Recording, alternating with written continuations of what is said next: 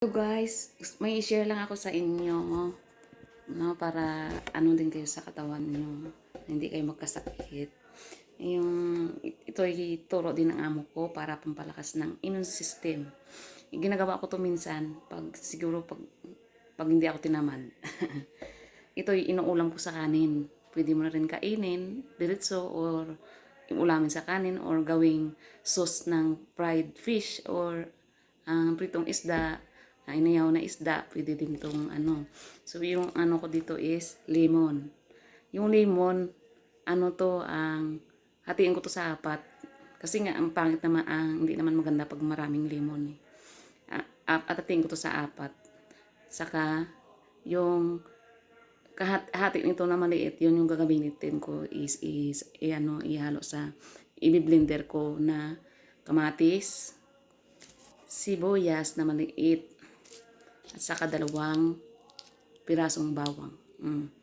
I-blender mo yan. Yung sa akin kasi, pag nagbe-blender ako nito,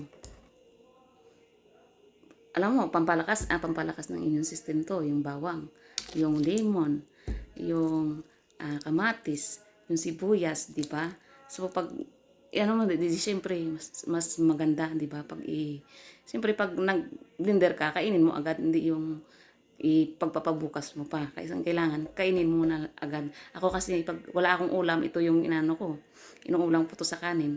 Pero hinahaluan ko yan ng parsley at saka coriander. Hindi yan dyan sa Pinas. Wala, iwan ko parang wala naman ako na ano na mayroong parsley at saka coriander.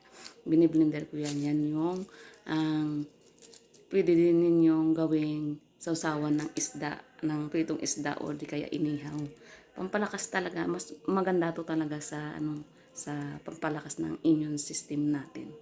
So sana may natutunan kayo at sana kailangan din natin anuhan yung sarili natin para hindi tayo agad-agad dapuan ng sakit. Thank you for watching.